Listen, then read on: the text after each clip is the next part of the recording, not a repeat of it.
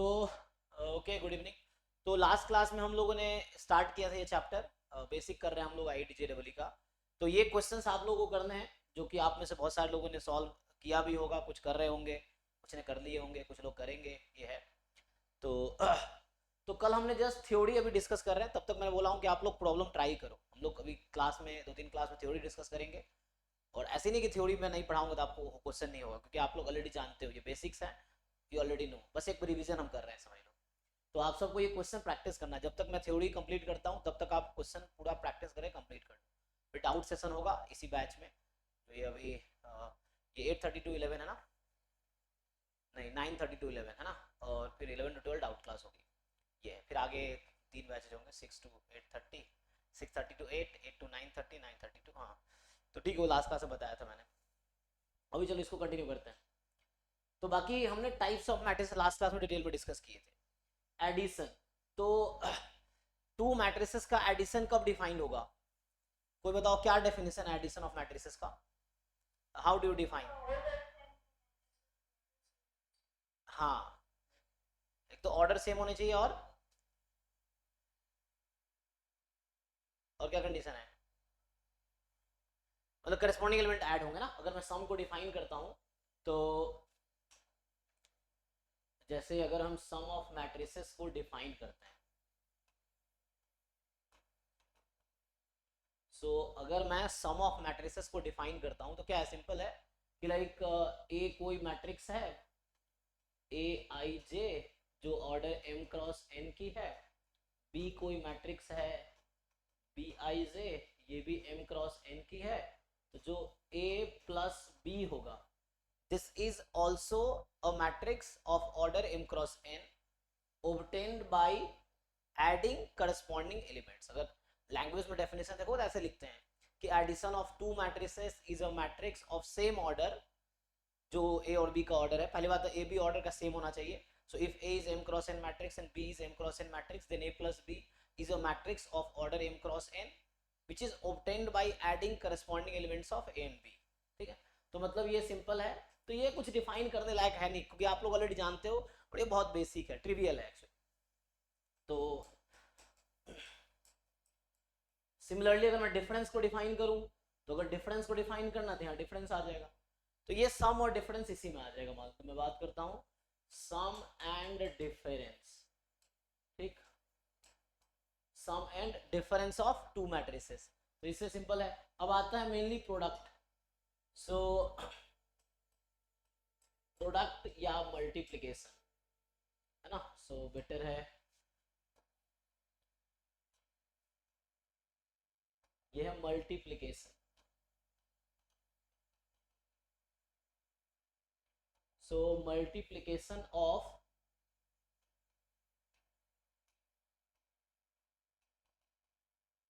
Multiplication of matrices.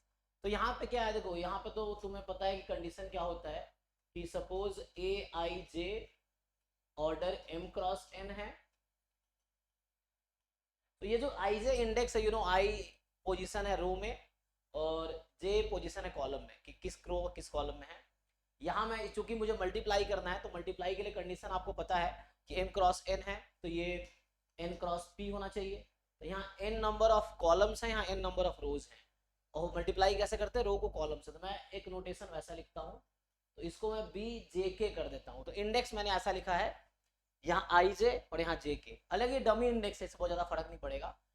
तो product जो होंगे इसका, a into B is a matrix. तो इसके जो एलिमेंट होंगे, फॉर एग्जाम्पल उसको लिखता हूं सी, सी आई ए आई जे जे के, तो क्या होगा? आई के, हाँ, सी आई के। जनरल डेफिनेशन है, थ्योरेटिकल डेफिनेशन है प्रोडक्ट का, और ऑर्डर हो जाएगी। अब हाँ, वेयर, अब आपको बताना ये सी आई के कैसे आएगा, using A I J N B J K. So C I K किसके इक्वल होगा? How can we find C I K? कैसे फाइंड कर सकते हैं इसको, तो बताओ। ये सी आई के जो एलिमेंट है, थ्योरेटिकली कैसे लिखोगे? अगर मैं सी आई के को, how can we write in terms of A I J और बी जे के? ठीक है, नहीं तो यहाँ मैथमेटिकली कैसे लिखोगे? सो जो सी आई के है इज एक्चुअली ए आई जे, हाँ, into B J K and summation over J from 1 to, क्या कॉमन, कॉमन क्या है, n है ना, 1 टू n, क्योंकि m क्रॉस, चेक करो चेक करो, सो क्योंकि m क्रॉस n है ना, तो आप रो का मल्टीप्लिकेशन करते हैं कॉलम के साथ। सो यहाँ ईच रो में n एलिमेंट है एक्चुअली, क्योंकि n कॉलम्स है ना, सो इसके ईच रो में n एलिमेंट्स हैं, इसके ईच कॉलम में n एलिमेंट्स हैं, तो वही यहाँ पे j फ्रॉम 1 टू n गया है। सो वो इंडेक्स है, कई बार हम यहाँ ए आई के लिखते हो, उस तरह से इंडेक्स तुम्हारी मर्जी कैसे डिफाइन करो। तो ये थ्योरेटिकल डेफिनेशन है, दैट इज बुक्स में देखोगे ना तो वो लोग ऐसे डिफाइन करते हैं कि ए बी एक मैट्रिक्स है जिसका एलिमेंट ये होता है।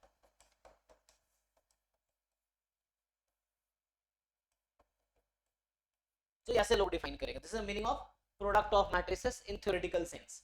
यही चीजें तुम अप्लाई करते हो प्रोडक्ट निकालने के लिए, ठीक है ना। सो यही चीज है।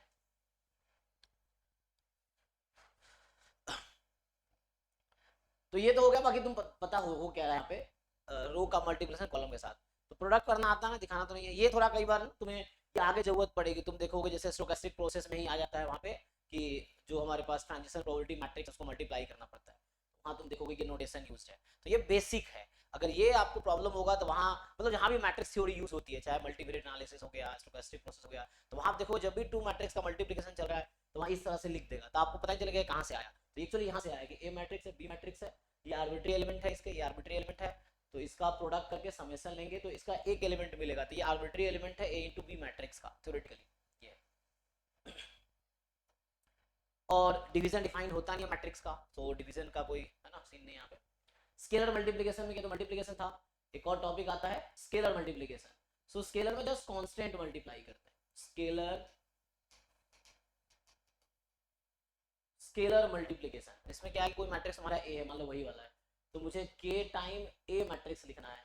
So it's nothing but just you multiply each element, उस मैट्रिक्स के ईच एलिमेंट को मल्टीप्लाई कर दो k से, ये जो ऑर्डर था वही ऑर्डर आएगा। तो ये स्केलर मल्टीप्लिकेशन मतलब कांस्टेंट मल्टीप्लिकेशन, ठीक है। ये बेसिक यहाँ पे लगता है यही था। यहाँ पे और क्या है, तो ये ना types of matrices, addition, subtraction, multiplication. अब आता है ट्रांसपोज। तो मल्टीप्लिकेशन में मैट्रिक्स मल्टीप्लिकेशन और स्केलर मल्टीप्लिकेशन हो गया।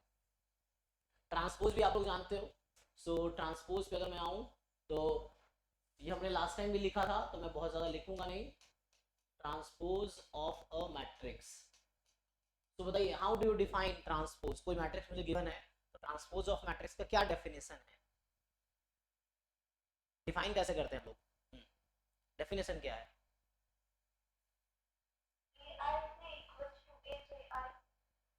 नहीं, इक्वल क्यों होगा, मुझे ट्रांसपोज फाइंड करना है। ट्रांसपोज इज न्यू मैट्रिक्स ना, transpose is new Matrix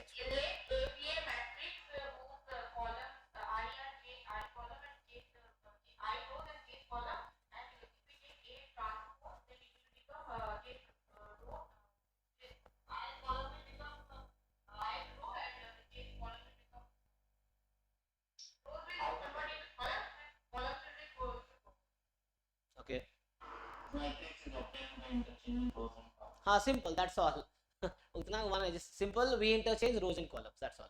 so if you have a matrix, if we interchange rows and columns, like first row and first columns are interchanged, second row and second columns are interchanged, मतलब first row को elements को first column में लिख दो, जो first column में था वो खुद ही फर्स्ट रो बन जाएगा, एंड सो ऑन। तो you interchange rows and columns and then the new matrix will be transposed, actually simple है ना। so actually so language में लिखना है तो ये जैसे m cross n है, so a transpose is nothing but a j i, position change हो जाएगा because rows and columns are interchanging, and ये n क्रॉस m हो जाएगा, ठीक है। तो ये क्या हो गया, n क्रॉस m आ गया आपके पास, है ना। तो ये सिंपल है। अब एक तो प्रॉपर्टीज इसके ये होते हैं कि लाइक तुम ट्रांसपोज का ट्रांसपोज ले लो तो a आ जाएगी, a प्लस बी या a माइनस बी का ट्रांसपोज ले लो, so A transpose plus minus B transpose, जो भी यहाँ साइन वही आ जाएगा, ए इंटू बी का ट्रांसपोज ले लो। सो बताइए what is the formula of A into B transpose? हाँ, so the thing is the B will come first here, so B transpose A transpose, है ना, अदरवाइज मिस्टेक हो सकता है यहाँ पे। सो ये है, ऑर्डर यहाँ चेंज हो जाएगा। अब इसके बाद और थ्योरी क्या है, कल हम लोग सिमेट्रिक स्क्यू सिमेट्रिक डिस्कस कर रहे थे, जिस मैट्रिक्स का ट्रांसपोज खुद के इक्वल आ जाए वो सिमेट्रिक है, जिस मैट्रिक्स का ट्रांसपोज, जी जी जी, जैसे ए इनवर्स का ट्रांसपोज ले लो या ए ट्रांसपोज का इनवर्स लो, सेम रहेगा, यस, ठीक है। तो इस तरीके से, और अब एक यहाँ देखो, अच्छा एक मिनट, तुम ये ट्रांसपोज तो ठीक है, अब मैं सिमेट्रिक की बात करता हूँ। तो सिमेट्रिक मैट्रिक्स होने के लिए स्क्वायर होना जरूरी है। ट्रांसपोज हम किसी मैट्रिक्स का निकाल सकते हैं, लेकिन सिमेट्रिक मैट्रिक्स होने के लिए क्या होना चाहिए? स्क्वायर मैट्रिक्स होना जरूरी है। वो वजह इसलिए है क्योंकि देखो, दो मैट्रिक्स इक्वल कब होंगे? जब उसके ऑर्डर भी इक्वल होने चाहिए, तो m n के इक्वल n m के equal, that's why symmetric matrix has to be square matrix, otherwise transpose तो ठीक है। यस यस, सिमिलर, हाँ, सी ये आगे आएगा इनवर्स में, हाँ, so this is B inverse into A inverse, yes, similar way, so these two are related, you can see. So symmetric matrix you know already, A transpose equal to skew symmetric, you know A transpose is minus A। मैं बताना ये चाहता हूं,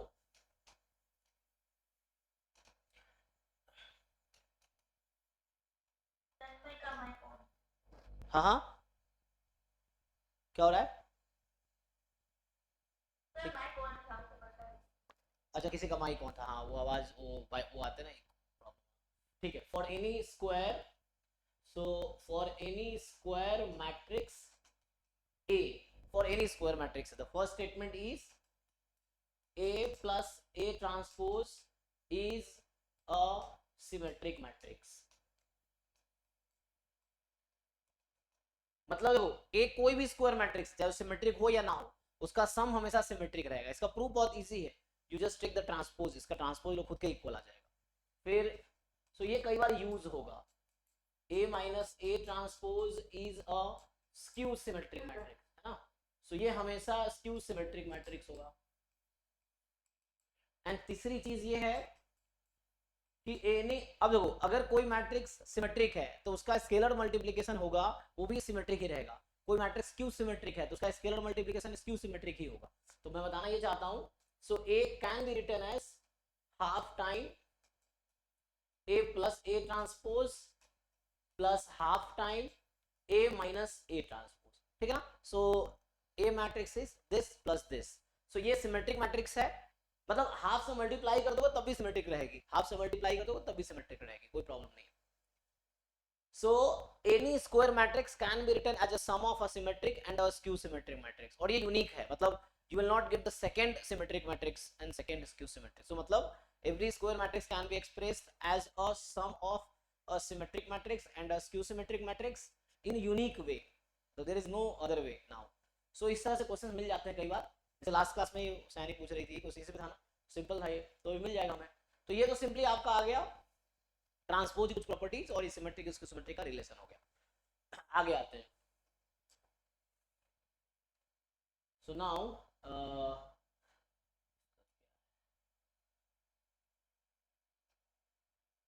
तो इसमें ना जो topic है डिस्कस कर लिया। अब ये क्वेश्चंस जिन लोगों ने ट्राई किया, आप डाउट पूछ सकते हो, अगर किसी ने ट्राई किया हो और आपको लगा हो कि क्वेश्चन डिस्कस करना है, हम लोग ट्राई कर सकते हैं, या ऐसे क्वेश्चन नंबर 2 में क्या कह रहा है, total number of matrices this for which A transpose A is equal to 3 time I3, तो मल्टीप्लाई करो क्या आएगा। सो उसका सर एक सर y का जो वैल्यू है वो सर निकल नहीं रहा, क्यों नहीं निकलेगा? सो ऐसे कितने मैट्रिक्स हैं जहां पे A ट्रांसपोज है 3 टाइम्स I3 हो जाएगा।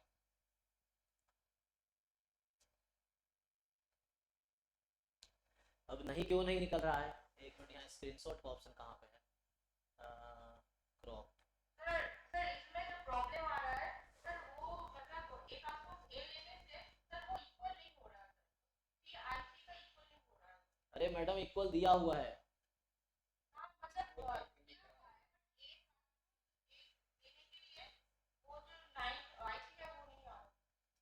अरे वो यूज करना है, मतलब वो गिवन आएगा क्यों, वो तो इक्वेशन से रिलेशन निकल आएगी। देखो ट्राई करते हैं।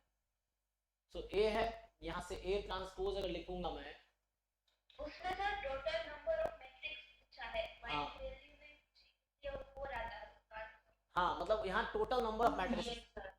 सो कितने मैट्रिक्स बनेंगे इस तरह से पूछा है आपसे ना। तो x की वैल्यू प्लस और माइनस √3/8 होगा और y की वैल्यू प्लस और माइनस √1/2 होगा। ठीक है, हाँ। अब उससे फिर देखना है कितने मैट्रिक्स इस तरह के बन सकते हैं। तो कैसे डिसाइड किया आप लोगों ने कि 4 वैल्यू चाहिए तो 4 प्लस माइनस हाँ, प्लस 3/8 प्लस 1/2 प्लस 3/8 माइनस 1/2, मतलब पेयर बना लोगे ना, जैसे x की दो वैल्यू, y की दो वैल्यू, तो पेयर बना लोगे दोनों का, है ना, तो वो पेयर बना लोगे तुम, 4 पेयर बनेंगे, तो 4 टोटल 4 मैट्रिक्स बनेंगे। तो यहाँ एक्स वाई तो निकल ही आएगा, लेकिन यहाँ एक्स वाई नहीं पूछा है, क्या है यहाँ पूछा है कितने मैट्रिक्स बना सकते हैं। क्वेश्चन ये है कि कितने मैट्रिक्स बनाए जा सकते हैं, तो वो देखना है।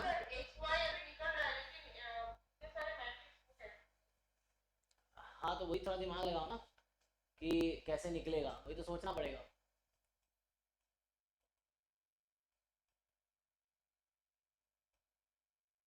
तुम जस्ट क्विट क्या करते हो, देखो पूछा क्या है, तुम सोचो कैसे मैट्रिक्स बनाए जा सकते हैं। तो एक यहाँ पे x की वैल्यू यहाँ है, y की यहाँ है, तो एक x की वैल्यू यहाँ चूज करो, एक y की वैल्यू यहाँ चूज करो, तो ऐसे कितनी पॉसिबिलिटी हमारे पास आएंगी। मान लो तुमने यहाँ से, जैसे इन लोगों ने बताया कि a ट्रांसपोज a को मल्टीप्लाई करेंगे, इसको a ट्रांसपोज को a से, पहले इसको इससे मल्टीप्लाई करो और इसको 3 टाइम आइडेंटिटी मैट्रिक्स इसके इक्वल रख देंगे, तो इक्वल रखेंगे तो इक्वेशन मिलेगी, तो इक्वेशन मिलेगी तो x की वैल्यू कुछ आएगी, y की वैल्यू कुछ आएगी। तो क्या है x की वैल्यू,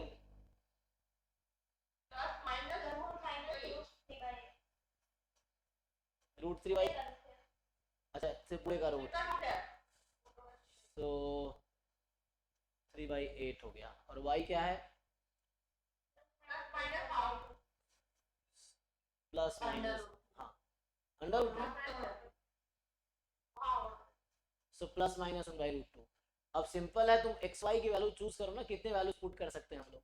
तो एक पॉसिबिलिटी कि x को हम रखे √3/8 और y को रखे 1/2, तो x ये रखो y ये रखो, एक मैट्रिक्स यहाँ से बनेगी इसके हेल्प से। दूसरी मैट्रिक्स बनेगी, x को तुम यही रखो 3/8 और इसको रखो -1/2, दूसरी मैट्रिक्स इससे बनेगी। जब x के प्लेस पे ये वैल्यू रखूंगा, y के प्लेस पे ये रखूंगा, ये x y लिख रहा हूँ मैं, x क्या लोगे y क्या लोगे, ऐसे कितनी पॉसिबिलिटी होंगी देखो, इसको दिमाग लगाओ ना क्या कर सकते हो। ऐसे तीसरी पॉसिबिलिटी है कि यहाँ माइनस ले लो, x की वैल्यू ये रखो इस मैट्रिक्स में और साथ में y की वैल्यू रखो ये, सो तीसरी मैट्रिक्स मिल जाएगी। और फोर्थ वाली लास्ट पॉसिबिलिटी जो बची है ना, लास्ट पॉसिबिलिटी क्या है, ये भी ले लो माइनस में और ये भी ले लो माइनस में, सो ये हो गया। तो ये 4 लास्ट पॉसिबिलिटी है ना, इस तरह से आ जाएगा।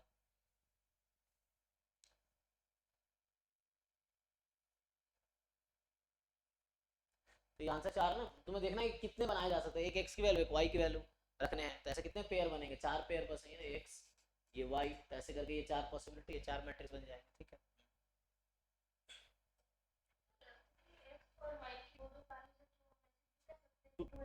यस यस यस, मैं लिखे यहाँ डायरेक्टली आप बता सकते थे कि 2 2 4 हो जाएगा एग्जैक्टली डायरेक्ट, कि हाँ क्योंकि एक्स वाई की दो वैल्यूज हैं, तो एक्स की पोजीशन वाई वही बात है, तो यहाँ 2 पॉसिबिलिटी, यहाँ 2 पॉसिबिलिटी, तो टोटल 4 पॉसिबिलिटी है, तो 4 मैट्रिक्स बनाए जा सकते हैं। मतलब अपना तरीका है, ये आसान था लिखना इसलिए लिख दिया, अदरवाइज वैसे सोचते हैं हम क्या है, अच्छा ये क्या है पता नहीं।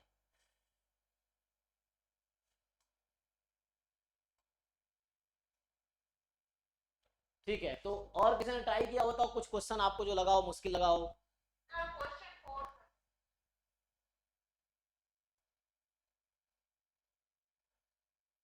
P दे रखा है और Q जो है 3x3 मैट्रिक्स है, Q माइनस पी की पावर 5 आइडेंटिटी मैट्रिक्स के इक्वल है, तो बताओ ये किसके इक्वल आएगा।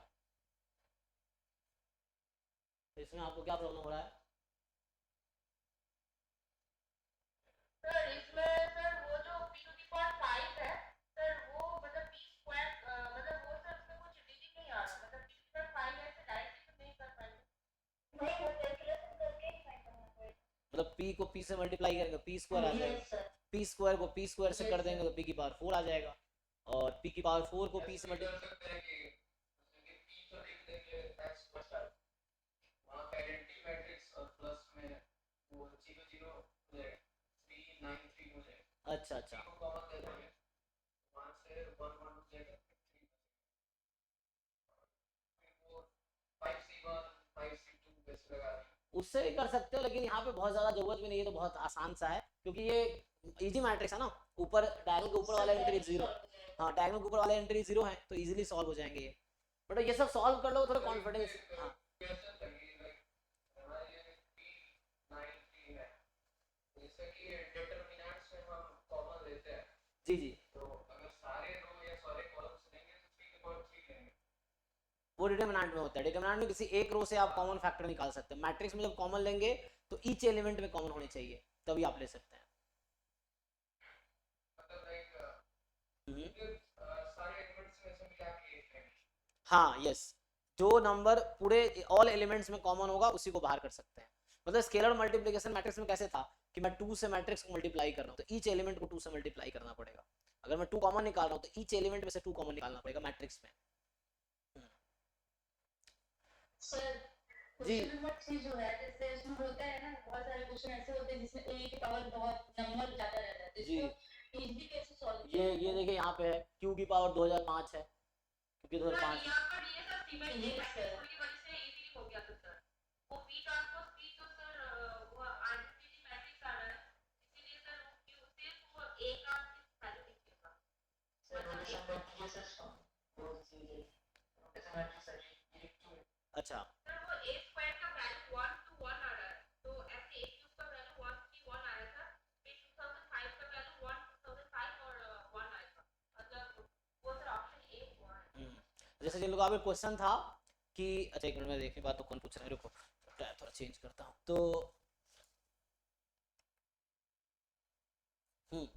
तो अभी जो पूछ रहे थे ना जो बहुत हायर पावर रहता है तो क्या करेंगे, तो जब बहुत हायर पावर होगा ना, जो पावर जब बहुत ज्यादा होगा तो उसमें क्या करना है आपको, 2-3 प्रोडक्ट निकाल के देखने हैं, उसके बाद आपको खुद ही आइडिया मिल जाएगा कि पैटर्न एक दिख जाएगा, उस पैटर्न के थ्रू आंसर आ जाएंगे। ये है, तो जैसे यहाँ पे भी है, तो 2005 करने की जरूरत नहीं है, यहाँ पी ए पी ट्रांसपोज ये है, तो एक आप क्यू निकालिए, एक्चुअली क्या है ना, पी यहाँ ऑर्थोगोनल मैट्रिक्स होगा ना, तो हाँ पी ए पी यहाँ पे एक्चुअली अगर इसी क्वेश्चन को हायर लेवल पे सोचेंगे तो ये डेफिनेशन है Q and A are actually similar matrix, Q and A are similar matrix हो गया, तो Q की पावर 2005 करेंगे तो यही आ जाएगा पी ए पी ट्रांसपोज की, या ऐसे करो ना, पुट कर दो, कई सारे ऑप्शंस हैं इसमें, अगर तुम Q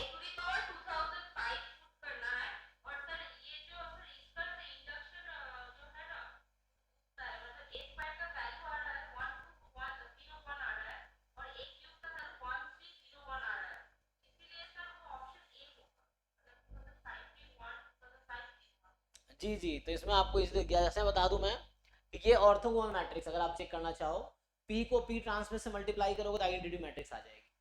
कैसे पहचानते हैं, इसके स्क्वायर का सम करोगे ना, किसी भी रो या किसी भी कॉलम के स्क्वायर का सम करो तो 1 आ रहा होगा, और किसी एक रो को दूसरे रो से मल्टीप्लाई करो या एक कॉलम को दूसरे कॉलम से मल्टीप्लाई करो तो डॉट प्रोडक्ट 0 आ जाएगी। मतलब ये ऑर्थोगोनल मैट्रिक्स है, आसान क्वेश्चन है ये, तो इसमें भी देखो ये भी बहुत आसान है। हाँ हाँ हाँ हाँ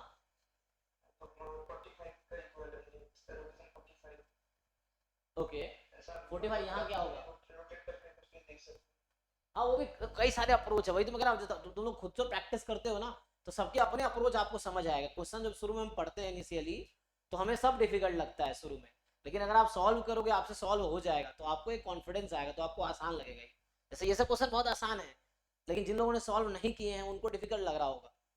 आप सॉल्व करके देखो थोड़े टाइम बाद, जब तो सॉल्व करके क्लास में जैसे मैं डिस्कस कर रहा हूँ, जो बच्चा कर रखा है तो उनको पता है कि अच्छा इजी क्वेश्चन है, जिन्होंने नहीं ट्राई किया है तो उनको लगा कितना मुश्किल क्वेश्चन है, इस तरह से हो सकता है, इसलिए प्रैक्टिस करना पड़ेगा। हालांकि आसान क्वेश्चन है, मैं कौन सा बताऊं, थर्ड, इसमें भी कुछ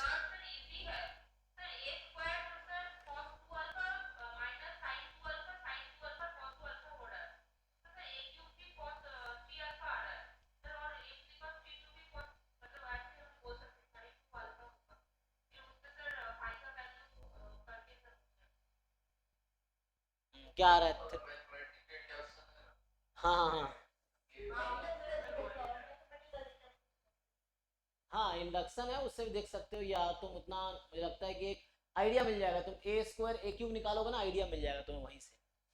मतलब ऐसे घबराना नहीं, पावर देख के 32 आ गया, यहाँ पे 2005 आ गया, कुछ घबराना नहीं। आप एक दो पावर निकालो, ए निकालो, ए स्क्वायर निकालो, ए क्यूब, ए की पावर 4, ये निकालोगे तो आपको एक पैटर्न पता चल जाएगा, और उस पैटर्न के बेसिस पे आप जितने हायर पावर वो डायरेक्टली लिख पाओगे। आप आपको उतने बार मल्टीप्लाई। हाँ हाँ, रोटेशन मैट्रिक्स ये, रोटेशन मैट्रिक्स ये, हाँ, तो उससे भी आ जाएगा ना। क्वेश्चन 6 में सर दिक्कत थोड़ा है सर, उसमें सर इंडक्शन मैथमेटिकल इंडक्शन नहीं है क्वेश्चन 6 देखिए तो ट्राई किया, ऐसे वो कर रहे हो तुम? सर। मैंने आपको बोल ही रही हूँ कैसे करना है, तो मैं कैसे ट्राई नहीं। तो ये अभी क्वेश्चन नंबर, ये जो था अभी, जो क्वेश्चन नंबर 4th है और क्वेश्चन नंबर 6 है, सेम ही तो है। सर मैंने सेम है, लेकिन सर मैथमेटिकल इंडक्शन के बगैर ऐसे कैसे कर सकते हैं? पिछली बार दिखती है यहाँ पर। तो यहाँ भी तुम्हें पावर जनरलाइज हो जाएगा, दो तीन पावर निकालो दिख जाएगा, क्यों नहीं दिखेगा? सर नहीं दिख रहा सर, इसलिए तो बोल रही हूँ सर।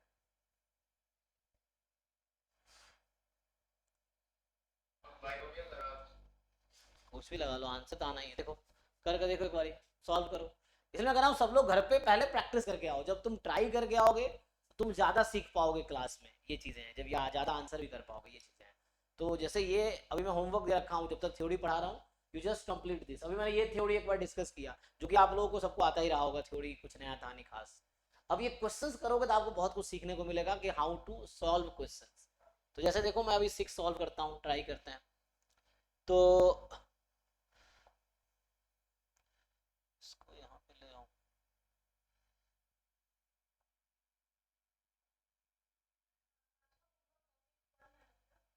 नहीं, जिन लोगों ने ये कर लिया, आपको ये चैप्टर जल्दी से जल्दी कंप्लीट करना है, ठीक? तो अगर आपने टॉपिक 1 नहीं किया तो आपका होमवर्क टॉपिक 1 ही है। जिन लोगों ने कर रखा है तो उनका आगे का है। मैंने कहा था ये पूरा चैप्टर जब तक मैं थ्योरी पढ़ाऊँ तब तक कंप्लीट कर लो। तो ऐसे ठीक कह रहे हो आप, ठीक है। अभी मैंने ये थ्योरी डिस्कस किया है, क्योंकि ऐसा नहीं है कि थ्योरी हम जो आज डिस्कस कर रहे हैं वो आपको नहीं आता, क्योंकि आपको सबको आता है ये चीज़ें, क्योंकि वो बेसिक पढ़ रहे हैं ना हम लोग, 11th 12th वाली चीज़ें, तो सबको तो आता ही है।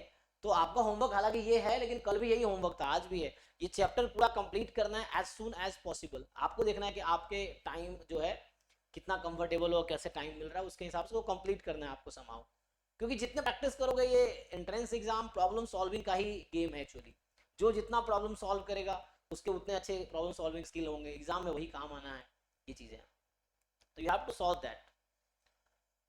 ठीक है, 6 करता हूँ, देखो।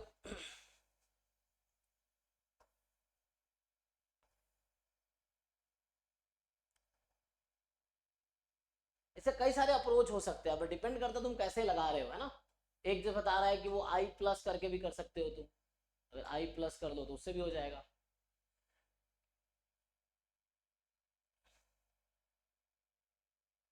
अच्छा, बाइनोमियल तुम कह रहे थे, बाइनोमियल लगा दो, हैं? अच्छा, सो ये जो आपका पी मैट्रिक्स है यहाँ पे, पी की पावर 50 जो कह रहा है ना ये, कि p की पावर 50 जो है वो क्या है, i प्लस क्यू है, ठीक?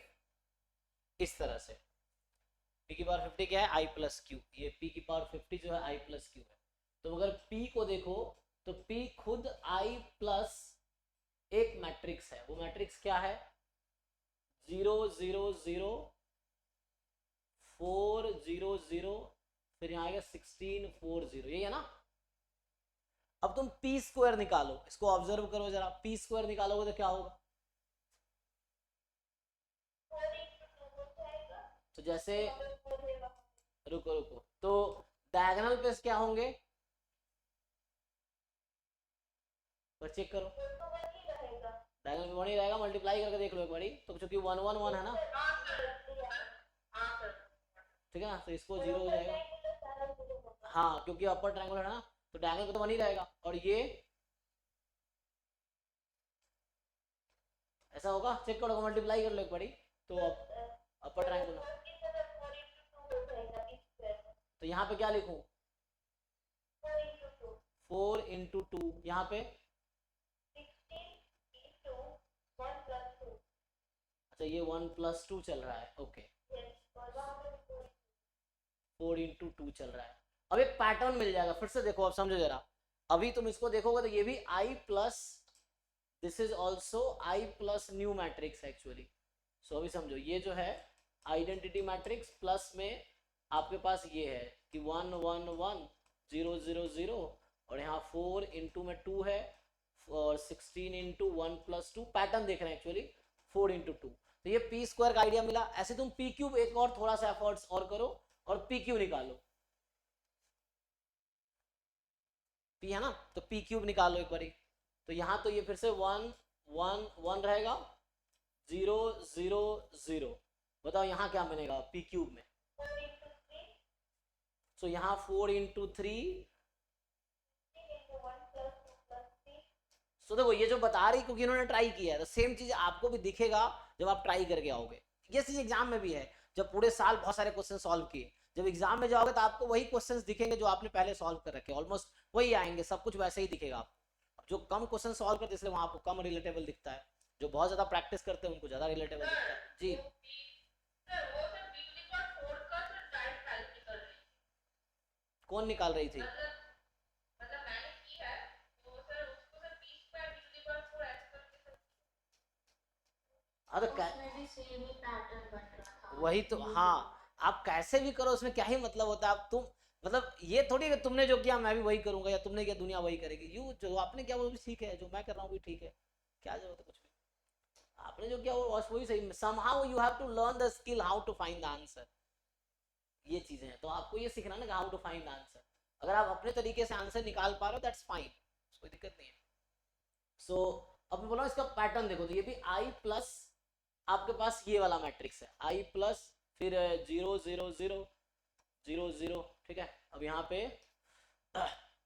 एक मिनट, मैंने क्या लिख दिया, अच्छा यहाँ थोड़ा गलत लिख दिया ना, ये 0 0 0 होता, ठीक है ना, तो क्योंकि आई तो उधर चला गया ना, तो यहाँ पे ऐसे ही अब यहाँ पे आ गया। अब यहाँ बनेगा जैसे 4 इंटू 3 यहाँ 16 इंटू 1 प्लस 2 प्लस 3। तो देखो एक पैटर्न तुम्हें दिख रहा है, यहाँ 4 इंटू 1 16 इंटू 1 था, ठीक। यहाँ पे 16 इंटू 1 प्लस 2 4 इंटू 2, यहाँ पे 4 इंटू 3। एक आपको पैटर्न दिख गया, 3 प्रोडक्ट पी स्क्वायर और पी क्यूब निकालने के बाद आपको पैटर्न दिख गया, तो हमें इस टाइप से लिखना है। सो अब डायरेक्टली हम P50 लिख सकते हैं अब, राइट। देखो तो डायरेक्टली अगर मैं P50 लिखूंगा, so this matrix we can write directly. So यहां से अगर हम P50 लिखेंगे, सो ये हम डायरेक्टली लिख पाएंगे। तो मैं डायरेक्टली लिखता हूँ I प्लस कर देता हूँ, I प्लस, तो यहाँ आ जाएगा ये 0 0 0, डायगोनल पे 0 आ जाएंगे, ये हो जाएगा I प्लस। जो पैटर्न अभी आपने ऑब्जर्व किया उसी के बेसिस पे लिखना है। तो जैसे यहाँ पी क्यूब में था 4 इंटू 3 4 इंटू 3, कितना आएगा 4 इंटू 50 4 इंटू 50, ठीक है ना, और यहाँ 16 टाइम, तो यहाँ पे जैसे था पी क्यूब में 3 तक, तो यहाँ 50 तक हो गया। अब आप देखो क्या पूछ रहा है ये, तो कह रहा है कि जो क्यू मैट्रिक्स हो क्यू आई जे है, तो मतलब क्यू, ये क्यू मैट्रिक्स है मेरा, है ना। सो पी की पावर 50 जो है आई प्लस क्यू है।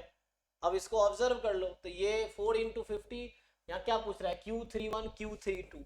सो Q31 मतलब थर्ड रो का फर्स्ट कॉलम, थर्ड रो का फर्स्ट कॉलम ये एलिमेंट है, 16 टाइम 1 प्लस 2 अप टू 50, ये हो गया। तो ये तो निकाला जा सकता है 16, ये 50 into 51 upon 2 n into n plus 1 upon 2, इसको सिंप्लीफाई कर लो।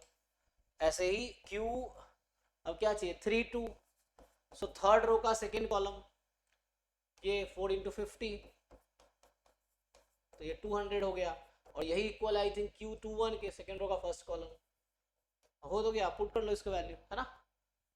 So you just put that value, पूछा क्या आपसे, उसको चेक करो, अब जो यहाँ वैल्यूज हैं उसको पुट करके सिंप्लीफाई कर लो, आ जाएगा आंसर। मतलब इफ अच्छा, तो ये फाइनल आंसर कितना आ रहा है इसमें से 103 है ना, ठीक है, बाकी कर लेंगे बच्चे, इतना तो काबिल है, ठीक है। तो इसमें जस्ट ट्राई करो, देखो जो कोशिश करेंगे उनसे सॉल्व होगा ही, ये चीज है। सो इस है ना, ऐसे क्वेश्चन आपके एग्जाम में, हमारे एग्जाम में भी आ जाएंगे, जो इजी क्वेश्चन होंगे इसी लेवल के होंगे, इस तरह से है।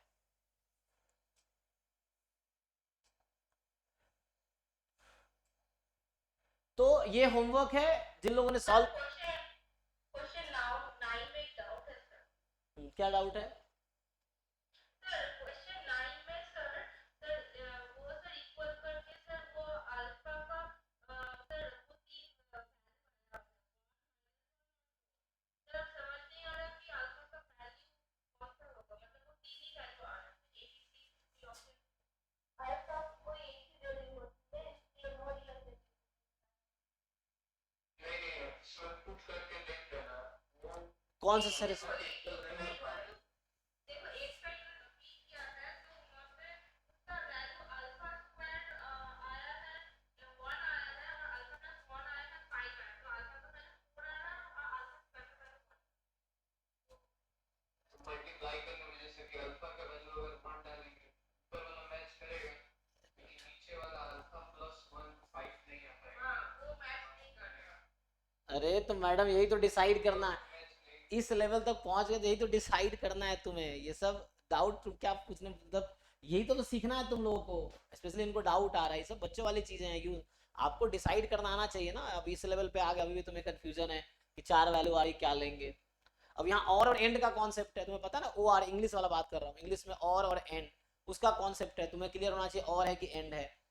जैसे हम क्वाड्रेटिक इक्वेशन सॉल्व करते हैं, for example x square minus 3x plus 2 है फॉर एग्जांपल, तो x माइनस 1 x माइनस 2 बराबर 0, सो x इज 1 और x is 2, so either values are okay.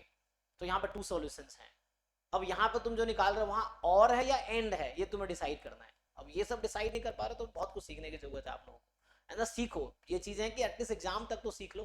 अगर एग्जाम तक भी ये सब नहीं सीख पाओगे तो फिर इस बार भी अच्छा रिजल्ट नहीं आएगा। ये चीजें तो बस लर्न थिंक कहाँ दिक्कत है, क्यों डिसाइड नहीं कर पा रहे सॉल्यूशन। यहाँ सॉल्यूशन में और है या एंड है। एंड का मतलब इंटरसेक्शन लेना पड़ेगा सबका, और का मतलब यूनियन है। जैसे अभी हमने एक क्वेश्चन जो आज पहला सॉल्व किया हमने, x की 2 वैल्यू आई, y की 2 वैल्यू आई, तो x इज आइदर दिस और this and y is either this और दिस, तो 2 पॉसिबिलिटी तो 2 into 2 4 हो गया। तो और का मतलब सम, एंड का मतलब मल्टीप्लिकेशन। तो यहाँ पे 2 वैल्यूज थी एंड था, x is this and y is this, ऐसा था ना। तो उस तरह से हुआ, सेम यहाँ पे है। So you have to see and है या और है। तो अगर इंटरसेक्शन में कुछ नहीं आएगा तो no solutions. So I think ये जो कह रही है सही होगा, नो रियल वैल्यूज होगा। देखो कैसे होगा ये देखो। So this you must be able to decide, क्योंकि एग्जाम में मान लो तुम पूरे एफर्ट्स कर रहे हो, ए स्क्वायर निकाले बी निकाले, अगर में तुम डिसाइड ही नहीं कर पा रहे हो कि ऑप्शन कौन सा सही है, तुम्हारे सारे मेहनत बर्बाद हो जाएंगे। तो क्वेश्चन स्टार्ट करके फिनिश करना इंपॉर्टेंट है, और करेक्ट आंसर के साथ फिनिश करना इंपॉर्टेंट है।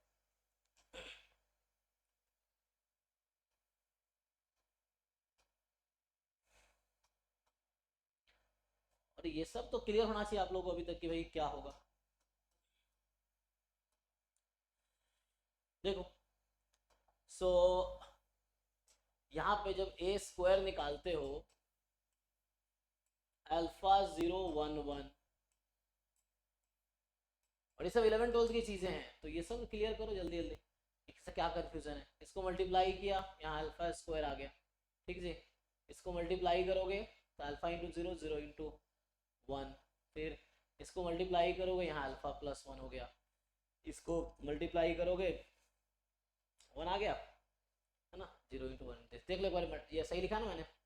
और ये वैल्यू है आपका 1 0 5 1। अब तुमने कंपेयर किया, तो अब तुम्हें ये समझना यहाँ पे हम कंपेयर कर रहे हैं, तो we know two matrices are equal if they have same order and same corresponding element. तो यहाँ क्या हो रहा है, इक्वेशन देखो, मैं जरा समझो। यहाँ पे अल्फा स्क्वायर इज 1, 0 0 के इक्वल है ही, कोई प्रॉब्लम नहीं, 1 1 के इक्वल है, कोई प्रॉब्लम नहीं। अब मैं पूछना ये चाहता हूं कि अल्फा 1 इज इक्वल टू 5। अब जिन लोगों को क्लैरिटी है बताओ, बीच में यहाँ पे क्या होगा, एंड आएगा या और आएगा।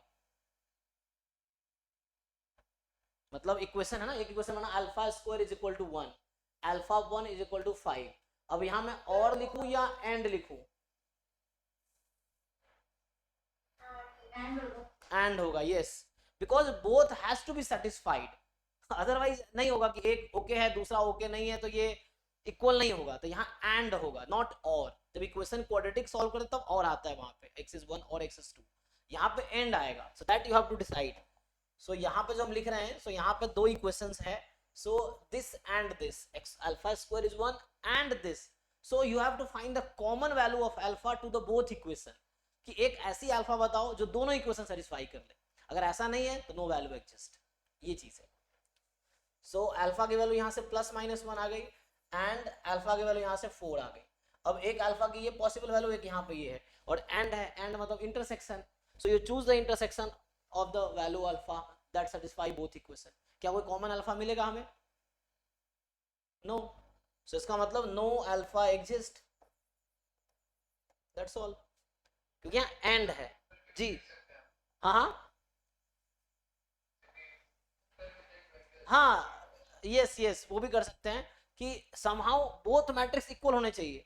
तो अगर 1 - 1 के लिए ये इसके इक्वल होगा, ये वाला इक्वल होगा ही नहीं, फिर इसके लिए ये इक्वल होगा, वो इक्वल होगा ही नहीं, तो ये दोनों मैट्रिक्स कभी भी इक्वल हो ही नहीं सकते।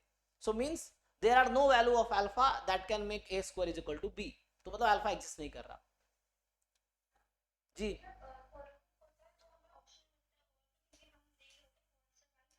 जी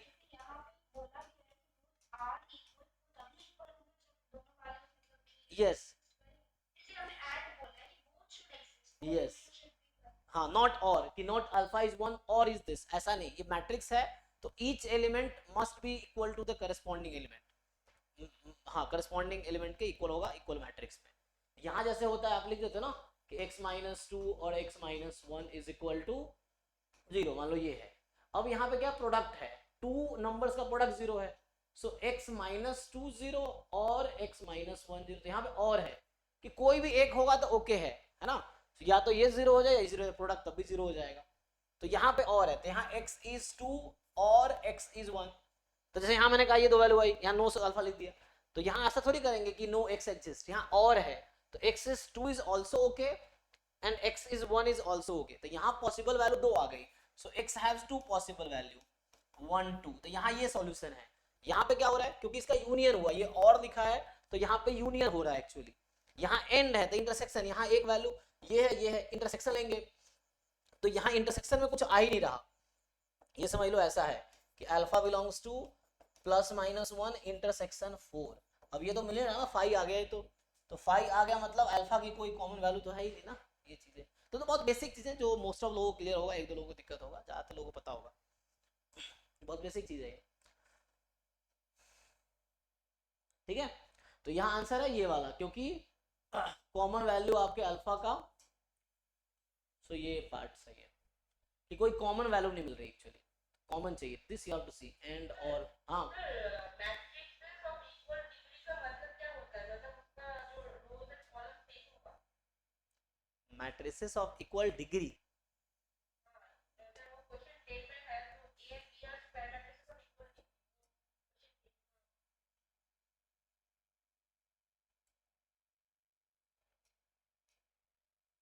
कहाँ है AB/² matrix of equal degree. Actually यहाँ पर डिग्री लिखने का मतलब ऑर्डर सही है इनका, ये जो डिग्री लिख रहे हैं ये उनका ऑर्डर सही मतलब है, तो ऑर्डर की बात है, इसका मतलब ऑर्डर की बात कर रहा है कि AB 2 है वो स्क्वायर मैट्रिक्स से सेम ऑर्डर के, तो मैट्रिक्स में डिग्री का कोई रोल नहीं है, डिग्री मेनली इक्वेशन की होती है या पॉलिनोमियल की होती है, सो इस तरह से है, तो इक्वेशन या पॉलिनोमियल की, यहाँ तो मैट्रिसेस है तो यहाँ डिग्री लिखने का इनका पर्पस एक्चुअली ऑर्डर सही है, तो degree is nothing but here order only, so AB दोनों मैट्रिक्स से सेम ऑर्डर है उसका, यहाँ डिग्री कोई अलग नहीं है, ऑर्डर ही है, ये बोलना चाह रहा है, ठीक है। तो देखो इसको ट्राई करो, एक एक क्वेश्चन ट्राई करो, और ये बेसिक है लीनियर अलजेब्रा का, तो ये सब चीजें ठीक होंगी तो लीनियर अलजेब्रा आपके बहुत सारी चीजें यहाँ से कवर हो जाएंगे और बेसिक स्ट्रांग हो जाएगा लीनियर अलजेब्रा का आपका यहाँ से। और क्वेश्चंस का कोई वो नहीं है, कुछ क्वेश्चन जैम के ही हैं, JEE के हैं जो जैम में भी आए, गेट में भी आए, नेट में भी आते हैं, उस तरह से मैट्रिसेस के स्पेशली। सो इसको सॉल्व करो और बताओ, डाउट हो तो बताओ। सो ये आप सॉल्व करके पहले आओ, और अगर है तो हम डिस्कस कर सकते हैं। अच्छा यहाँ पे टॉपिक 2 में क्या था, टॉपिक 2 प्रॉपर्टीज पे था ना, सो टॉपिक 2 वाज प्रॉपर्टीज, यहाँ होगा, हाँ ये था प्रॉपर्टीज ऑफ डिटर्मिनेंट। तो ये प्रॉपर्टीज ऑफ डिटर्मिनेंट एनसीईआरटी में भी है, चैप्टर 4 है ना एनसीईआरटी का, 4.2 एक्सरसाइज है। तो ये प्रॉपर्टीज जो हमारे 11th 12th में वही प्रॉपर्टीज ग्रेजुएशन में भी यूज करनी है, सेम प्रॉपर्टीज, तो आपको याद होना चाहिए कि प्रॉपर्टीज क्या क्या होती है ना। तो बेसिक इसमें क्या क्या था मैं ऐसे ही बता देता हूँ, लिखूंगा नहीं उतना। जैसे जनरली एक तो होता है कि ए कोई स्क्वायर मैट्रिक्स है, तो ए ट्रांसपोज और ए दोनों की डिटर्मिनेंट क्या होती है, सेम होती है। पहली प्रॉपर्टी ये हो गई कि ए एंड ए ट्रांसपोज दोनों की सेम डिटर्मिनेंट है, मतलब रोज इन कॉलम्स को इंटरचेंज कर दोगे डिटर्मिनेंट सेम रहेगी।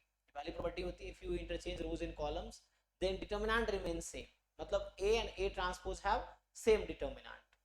फिर दूसरा है कि किसी टू रो को इंटरचेंज करो या टू कॉलम को इंटरचेंज करो एक ही डिटर्मिनेंट में, जो न्यू डिटर्मिनेंट बनेंगे उसका आंसर जस्ट अपोजिट साइन होगा, मतलब नेगेटिव होगा ऑफ द प्रीवियस वन।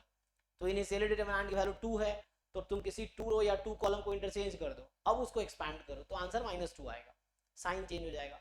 फिर होता है कि टू रोज प्रोपोर्शनल है या आइडेंटिकल है, टू कॉलम्स प्रोपोर्शनल है या आइडेंटिकल है तो डिटर्मिनेंट की वैल्यू 0 होती है। अपर ट्रायंगुलर मैट्रिक्स हो या लोअर ट्रायंगुलर मैट्रिक्स हो या डायगोनल मैट्रिक्स हो, इनमें जो डिटर्मिनेंट होता है वो प्रोडक्ट ऑफ डायगोनल एलिमेंट्स होते हैं, है ना। और ये हो गया। उसके बाद क्या होता है और ऐसे हालांकि है जैसे कि ए बी स्क्वायर सम वाला, हाँ आते हैं देखो, a इंटू बी का डिटर्मिनेंट बराबर determinant a into determinant b, मतलब determinant of product is equal to product of determinant. तो ए बी का whole determinant is equal to determinant a into determinant b होता है स्क्वायर मैट्रिसेस के लिए, ये हो गया। फिर अगर किसी एक रो के ईच एलिमेंट 2 नंबर्स का सम है then you can expand that determinant into sum of 2 determinants. मैं लिख के बता देता हूँ। जैसे एक तो ये है कि जैसे मान लो डिटर्मिनेंट है a1 b1 c1 a2 b2 c2 a3 b3 c3, जैसे ये है। एंड प्लस में यहाँ मैं अगर कुछ ऐसा लिख देता हूँ, सो फॉर एग्जांपल चलो यहाँ d1 d2 d3, बाकी कॉमन है, बाकी ऐसे ही a2 b2 c2 और a3 b3 c3। सो ये जो डिटर्मिनेंट है this will be equal to, अगर आप इसको लिखेंगे तो इसको सिंगल डिटर्मिनेंट में ब्रेक कर सकते हो। तो क्या चेंज आएगा, ये second row third row as it is रहेंगे, है ना। तो सेकेंड रो थर्ड रो तो एज इट इज रहेंगे, a2 b2 c2 a3 b3 c3, उसका सम कर लो।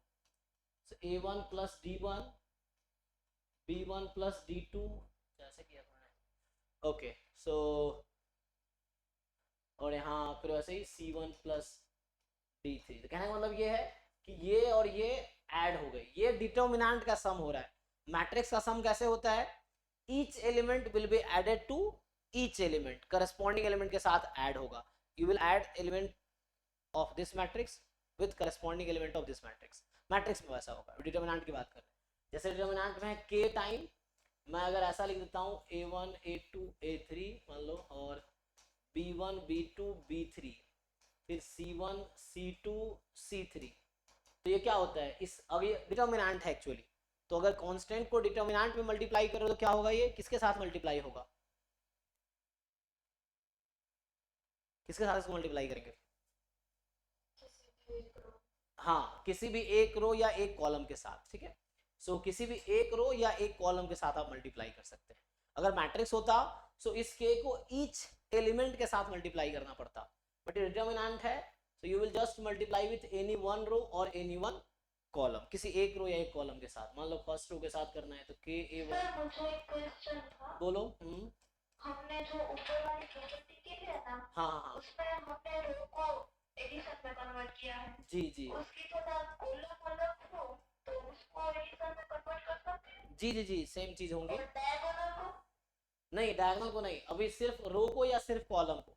अगर यही चीज ऐसा होता ये फर्स्ट कॉलम सेकंड कॉलम अलग होता, बाकी ये सॉरी फर्स्ट कॉलम अलग, ये कॉमन होता, तो सेम चीज जो हमने रो के साथ किया सेम कॉलम के साथ हो जाएगा।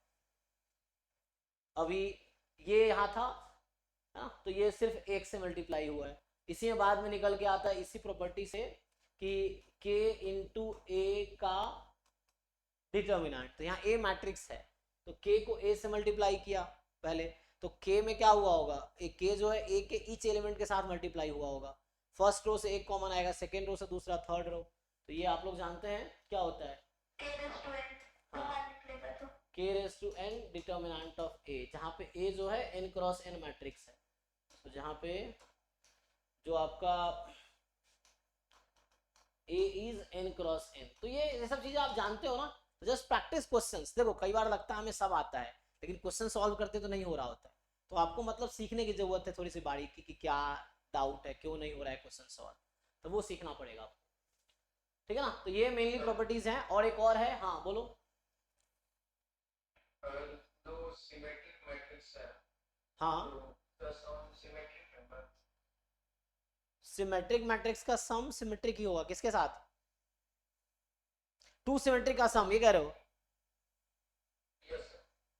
टू सिमेट्रिक का सम सिमेट्रिक होगा, तो उसको तुम प्रूव कर सकते हो ना, मतलब गेस करने बजाय प्रूव करके देख लो। सो ए और बी सिमेट्रिक है, ठीक है। अब मैं सम लिया, अब सम को चेक कर रहा हूं मैं। तो ये A transpose plus B transpose, तो ये ए प्लस बी, तो ये सिमेट्रिक था तो ए हो गया, बी सिमेट्रिक है बी हो गया, तो सम का ट्रांसपोज किया, यस। तो दो सिमेट्रिक मैट्रिक्स का सम सिमेट्रिक होगा, ये प्रूफ हो गया, ये इसका प्रूफ है उस स्टेटमेंट का। इसका जैसे कि कोई सिमेट्रिक मैट्रिक्स है तो इसका स्क्वायर वगैरह भी मतलब हो सकता है या नहीं, स्क्वायर भी सिमेट्रिक होगा, वही प्रूव कर सकते हो। जब भी तुम्हें डाउट है तो थ्योरेटिकली एग्जांपल बना के देख लो, या तो और थ्योरेटिकली प्रूव कर सकते हो तो प्रूव करके देख लो। जैसे ए स्क्वायर है, अब इसको चेक करना है ट्रांसपोज, ये तो सेम है, ए ट्रांसपोज का स्क्वायर हो जाएगा, और अगर ये सिमेट्रिक है तो ये ए स्क्वायर के इक्वल आ जाएगा, तो जिसका ट्रांसपोज है खुद का इक्वल आ गया, तो ए स्क्वायर भी सिमेट्रिक होगा एक्चुअली।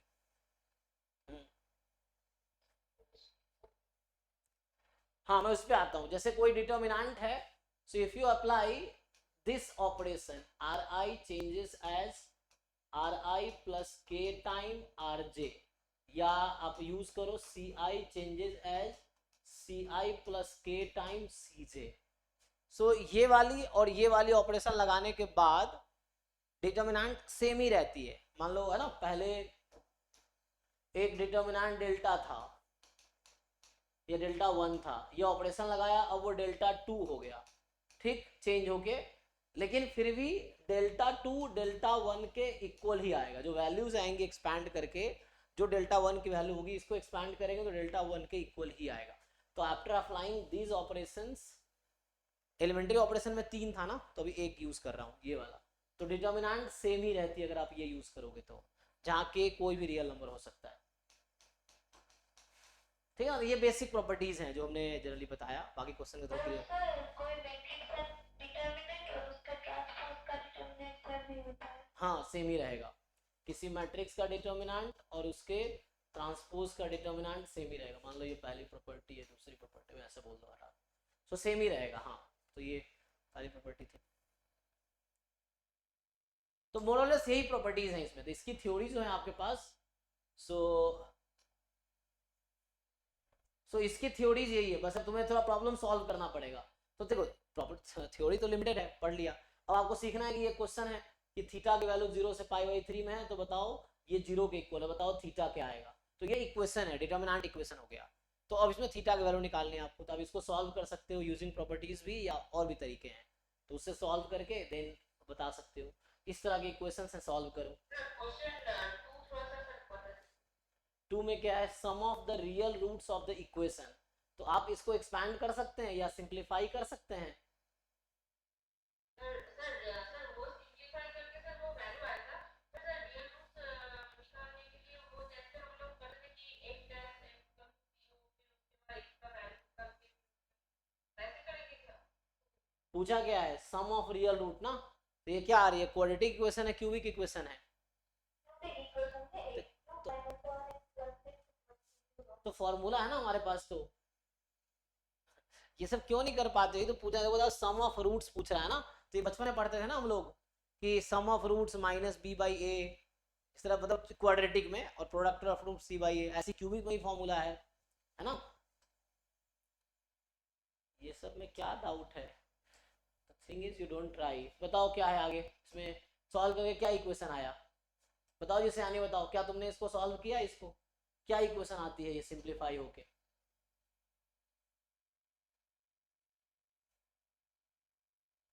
अब द थिंग इज आप सॉल्व ही नहीं किए हो, आप क्वेश्चन देख के अरे सर नहीं सर मैंने किया है तो बताओ, you tell me the equation, equation क्या है।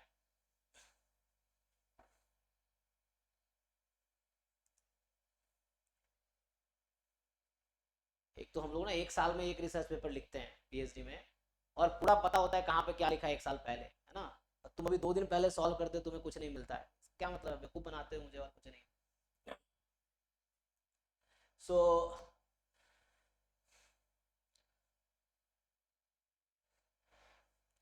ठीक है जी, तो बहुत आसान है ये। मान लो इक्वेशन बन के आएगी ax cube plus B x square plus C x plus D is equal to 0। X cube minus,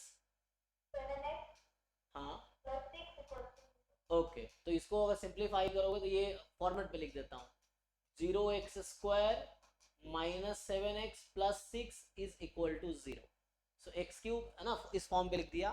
तो आप जानते होंगे क्यूबिक इक्वेशन है तो it will have 3 roots, exactly 3 roots होगा इंक्लूडिंग कॉम्प्लेक्स नंबर या कॉम्प्लेक्स रूट्स। सो 3 रूट्स अगर alpha plus beta और गामा है तो क्या होता है इसका formula, sum of 3 roots is equal to minus B by A, फिर टेकन 2 एट अ टाइम, है ना, taken 2 at a time, C by A and alpha into beta into gamma,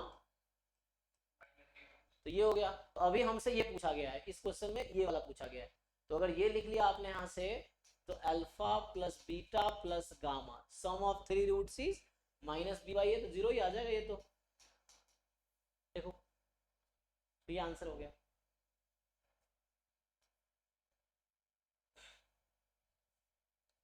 तो सब इजी क्वेश्चन है, जस्ट स्टार्ट करो solve करना, simplify करो, simplify है, फिर आगे सोचो क्या कर सकते हैं, क्या कर सकते हैं।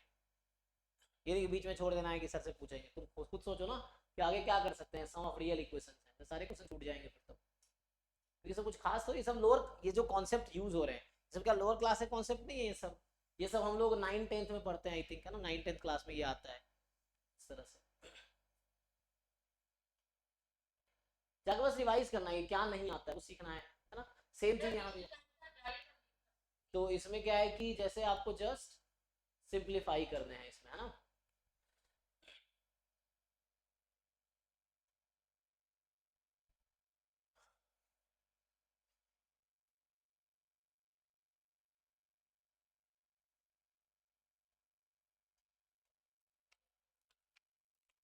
अमन आपका माइक कौन है, कुछ बोल रहे हैं क्या?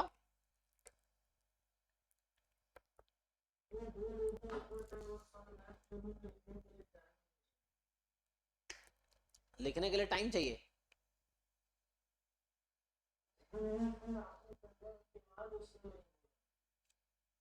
अच्छा, मुझे एक्चुअली समझ नहीं आपके बात, पता नहीं क्यों आवाज फट के आ रही है इसमें उसमें।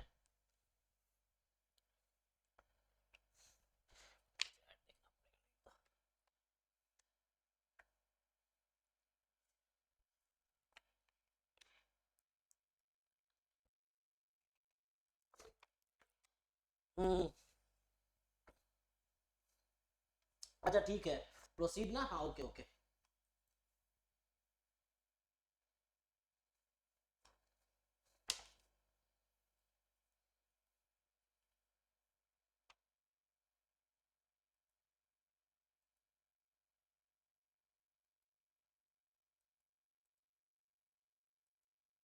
ओके चलो, तो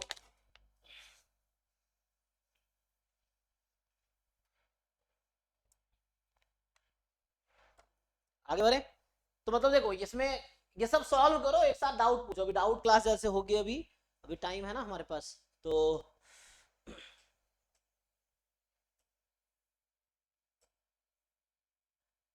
इसमें प्रॉपर्टी से मिलनी यही है, इसको सॉल्व करके आओ और फिर डाउट अभी क्लास में भी करेंगे हम लोग डाउट, नहीं तो फिर 11 से 12 डाउट क्लास होगी तो उसमें आप पूछ सकते हो, ठीक है।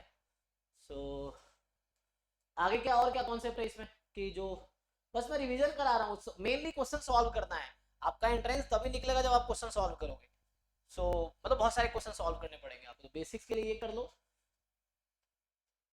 अब adjoint and inverse of matrix, ठीक है, तो ये भी हालांकि लोअर क्लास में हमने पढ़ा है 11th-12th में। एडजॉइंट एंड इनवर्स, एडजॉइंट के लिए आपको निकालना पड़ता है माइनर एलिमेंट्स का कोफैक्टर, एंड देन उससे एडजॉइंट मैट्रिक्स आएगी, फिर एडजॉइंट से इनवर्स आएगी, है ना। तो ये बेसिक है ना, देख लो, मैं ज़्यादा डिटेल में तो नहीं बताऊंगा, रफली बता देता हूँ एक बार फिर से, जो कि सबको आता ही होगा।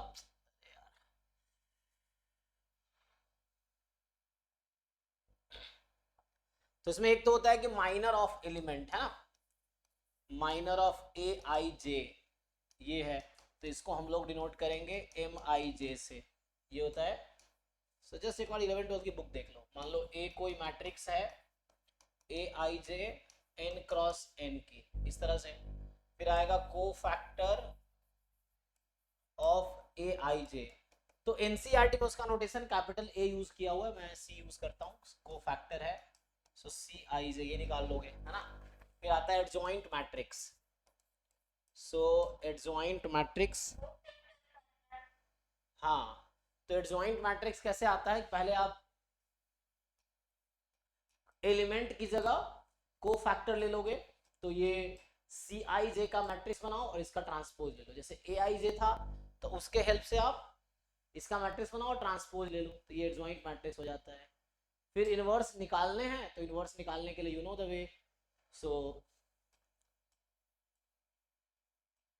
इनवर्स मैट्रिक्स ऑफ ए, जिसका नोटेशन है ए इनवर्स, और ए इनवर्स का फॉर्मूला होगा 1 determinant A into adjoint A, इस तरह से है। सो ये हो जाएगा हमारा।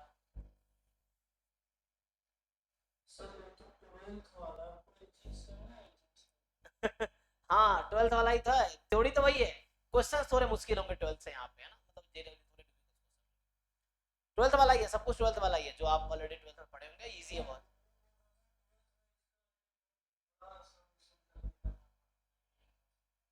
हाँ हाँ, वैसे अभी तो ऐसे ही करने हैं, तो दो ऑप्शन इसमें होते हैं, या तो आप एलिमेंट्री ऑपरेशन से करोगे या फिर ये करके करोगे।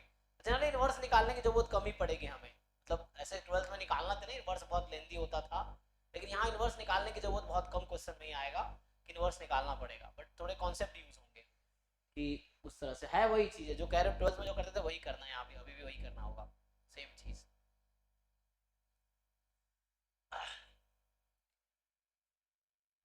सो माइनर में क्या होता था कि अगर कोई मैट्रिक्स है तो अगर मुझे ए आई जे का माइनर निकालना है तो आई थ्री और जे कॉलम को डिलीट कर दो, जो बचा उसका डिटर्मिनेंट ले लो, तो ये होता था। सो ये डिटर्मिनेंट आता था n-1 क्रॉस n-1 का, क्योंकि उस रो और उस कॉलम को चेंज कर दो, तो एक रो गायब हो जाएगा, एक कॉलम गायब हो जाएगा, तो इसका डिटर्मिनेंट आएगा।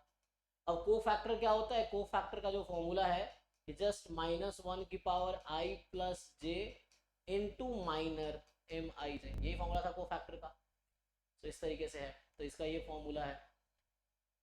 तो ये सब पढ़ा है ना, मतलब पता है ना कैसे करते हैं फाइंड। फिर को एडजॉइंट मैट्रिक्स है जिसको हम शॉर्ट में एडजॉइंट ऑफ ए लिखेंगे। अब एडजॉइंट ए और ए में क्या रिलेशन है, तो ये सब आगे हालांकि आएगा। तो एडजॉइंट ए और ए में रिलेशन जो होते हैं, if you multiply any square matrix with its adjoint matrix, तो ये आपका आएगा डिटर्मिनेंट ए टाइम आइडेंटिटी मैट्रिक्स, तो ये आपके आ जाएंगे डिटर्मिनेंट ए टाइम है ना, मतलब आइडेंटिटी मैट्रिक्स, और यही से वो फॉर्मूला डिराइव होता है कि जो ए इनवर्स है 1 determinant A into adjoint A होता है। तो यहाँ जरूरी है कि डिटर्मिनेंट ए नॉन जीरो हो, तभी इनवर्स एग्जिस्ट करेगी यहाँ से, है ना। तो ये बेसिक्स है, बहुत खास नहीं है। नाउ है कि अब आपको देखना है कि क्या है, जैसे अब आगे कुछ फॉर्मूले आते हैं कि एडजॉइंट ए का डिटर्मिनेंट ए की पावर n-1 होता है, ये चीज़ है। फिर रैंक आएगा कि एडजॉइंट ए का रैंक क्या होता है, ये आगे हम डिस्कस करेंगे, तो वो भी डिस्कस करना पड़ेगा आगे, रैंक जब रैंक पढ़ेंगे हम तब, ठीक है ना। तो ये बेसिक्स हैं, जो मुझे लगता नहीं आपको कुछ, अगर किसी को कुछ क्वेश्चन पूछना है तो आप पूछ सकते हो इससे रिलेटेड, अगर कुछ डाउट है तो, क्वेरी है तो ठीक है ना। इससे रिलेटेड मान लो क्वेश्चन जैसे है, अब देखो इनवर्स निकालने की बहुत कम ही जरूरत पड़ी, तो मैं कह रहा हूँ कि मान लो यही क्वेश्चन देख लो कि b is the inverse of a, बता रखा है कि ये इनवर्स है a का, तो sum of all values of alpha for which determinant a plus 1 is 0, मतलब डिटर्मिनेंट a इज -1। अब तुम्हें यहाँ पे एक कॉन्सेप्ट मान लो, चलो इसको मैं अगर डिस्कस कर दूं, हालांकि आसान क्वेश्चन है भी, सो क्या होगा,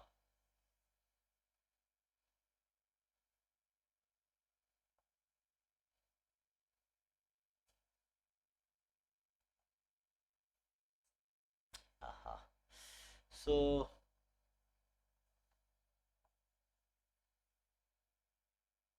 ये देखो अभी क्वेश्चन जैसे क्या पूछा तुमसे कि तुम्हें ए इनवर्स दे रखा है, अब आपसे यहाँ पूछा जाएगा कि ए इनवर्स का डिटर्मिनेंट किसके इक्वल होगा। बताओ डिटर्मिनेंट ए के टर्म्स में क्या आएंगे। ए इनवर्स का determinant in terms of determinant A क्या आएगा। एनीवन, किसी को तो पता होगा।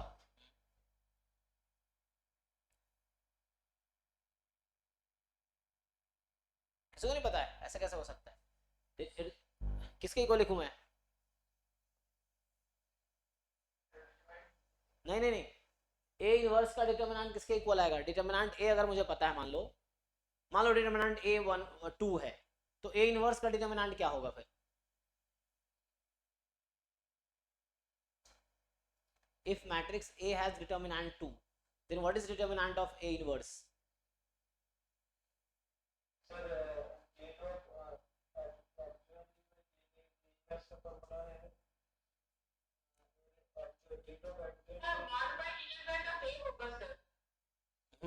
कैसे, सही सही आंसर सही है। ये सिंपल है, इसमें इतना सोचना ही नहीं है। इसका सिंपल प्रूफ ये है कि A into A inverse is equal to I होता है ना। वही मैंने बताया था कि determinant of A into B is equal to determinant A into determinant B। We just apply determinant both side, तो इसमें दोनों साइड आप डिटर्मिनेंट अप्लाई कर दो। Determinant A inverse is equal to determinant I, 1 हो गया डिटर्मिनेंट इसका। तो determinant A inverse is equal to 1 upon determinant use आएगा। ठीक है, एनीवे तो इसका यहाँ पे यूज है कि B इनवर्स है A का। इस क्वेश्चन में क्या बोल रहा है कि जो B दे रखा है वो A इनवर्स है एक्चुअली, और ये भी बता रखा है। तो यहाँ से सिंपल है ना कि जो डिटर्मिनेंट B होगा वो 1 अपॉन डिटर्मिनेंट A होगा, या डिटर्मिनेंट A होगा 1 अपॉन डिटर्मिनेंट B होगा। ठीक, और अब पूछ रहा है कि डिटर्मिनेंट A प्लस 1 इज 0, तो मुझे बता रखा है कि डिटर्मिनेंट A जो है -1 के इक्वल है। तो बताओ तुम पहले B का डिटर्मिनेंट निकाल सकते हो। यहाँ से B का डिटर्मिनेंट निकाल लोगे तो A का डिटर्मिनेंट आ गया, डिटर्मिनेंट B पुट कर दो यहाँ पे तो A का डिटर्मिनेंट आ गया। अब वो इस इक्वेशन में पुट कर दो, डिटर्मिनेंट A -1 है, तो डिटर्मिनेंट A जब -1 है तो आ जाएगा आंसर अल्फा की वैल्यू है ना, देख लो। सो इस इक्वेशन से बताओ आंसर, बताओ तुम लोग सॉल्व करके एक बार खुद से सॉल्व करके आंसर बताओ क्या आएगा। मैट्रिक्स क्लियर है ना सबको। 5 2 अल्फा 1 0 2 1 अल्फा 3 -1। अगर नहीं दिख रहा हो तो मैं जूम कर देता हूँ। तो ऐसे आसान क्वेश्चन है हालांकि ये। लो इसको सॉल्व करके बताओ क्या आंसर आएगा। मतलब अभी मुझे पर ये बताओ सब लोग जिनको सॉल्व करना आता है कि इस बी मैट्रिक्स का डिटर्मिनेंट किसके इक्वल आएगा। What is determinant of matrix B.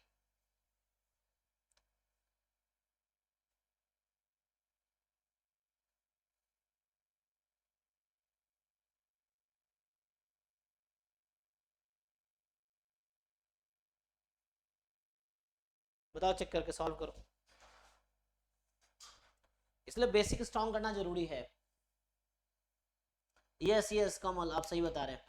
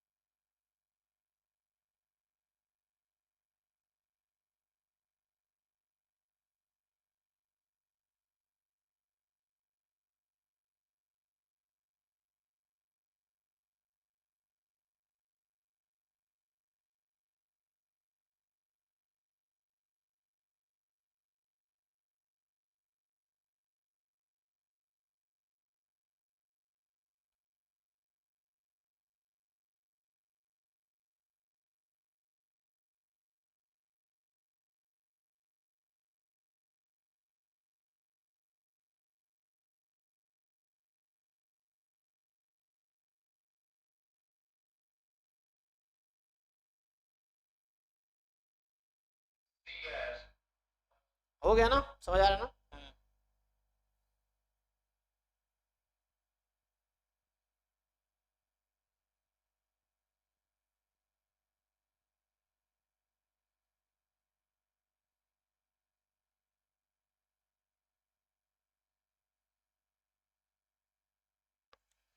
सो सी आया ना 1, तो बी का डिटर्मिनेंट कितना आया? डिटर्मिनेंट बी का निकले कितना आया? Alpha square minus 2 alpha alpha square 2 alpha square minus 2 alpha 2 alpha square minus 2 alpha, okay minus 25। ठीक है। बाकी लोग वेरीफाई कर दो अपना, ठीक है। ये कह रहे हैं 2 अल्फा स्क्वायर माइनस 2 अल्फा, ये कलर दिख रहा है ना, सो यहाँ लिख देता हूँ determinant beta is 2 alpha square minus 2 alpha minus 25। तो यहाँ से इसने कहा है कि डिटर्मिनेंट ए जो है तो ये बी इनवर्स है ए का, तो जस्ट यहाँ से क्रॉस मल्टीप्लाई कर लो, तो ये -1 का रेसिप्रोकल तो -1 ही होता है ना, तो इसी को -1 रख दो, हो जाएगा, ठीक है। क्योंकि डिटर्मिनेंट ए अगर -1 है तो डिटर्मिनेंट बी भी -1 ही होगी। क्यों? क्योंकि determinant B is 1 upon determinant A, ठीक है।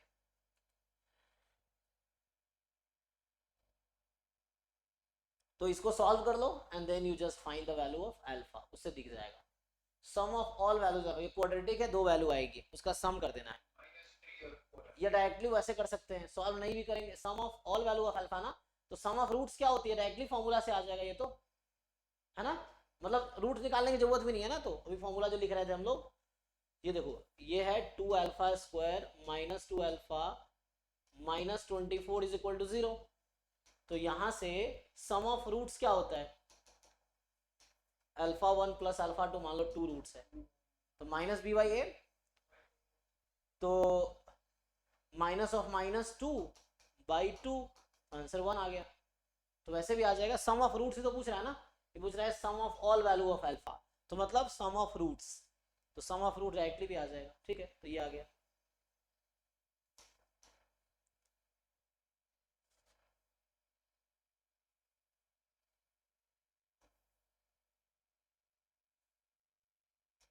ठीक है जी, तो इस तरह सॉल्व कर लो, मैं आगे बता देता हूँ। तो ये चैप्टर आपका होमवर्क होगा, मतलब एटलीस्ट जो लोग सॉल्व कर सकते हैं तो सॉल्व कर लो, इससे आपके बेसिक्स अच्छे हो जाएंगे, आपके कॉन्फिडेंस थोड़े बूस्ट हो जाएंगे कि हाँ आप ये सब कर लोगे। सो ये सब है, सॉल्व करो इसको, देखो अगर डाउट फंसता है तो पूछो। अब है सिस्टम ऑफ इक्वेशन, है ना, सॉल्विंग सिस्टम ऑफ इक्वेशंस। तो ये आपका सिस्टम ऑफ इक्वेशन, ये सिलेबस का डायरेक्ट पार्ट भी है, तो सिस्टम ऑफ इक्वेशन को सॉल्व करना है। तो जनरली जो हायर लेवल पे हम लोग सॉल्व करते हैं वो रैंक के हेल्प से सॉल्व करते हैं ना, कि मैट्रिक्स और ऑगमेंटेड मैट्रिक्स। तो यहाँ पे रैंक का यूज नहीं होगा, क्योंकि 11th 12th में रैंक हमें पता भी नहीं होता क्या है, तो JEE एडवांस लेवल बताते हैं, अदरवाइज 11th 12th में NCERT में ये सब तो नहीं है। तो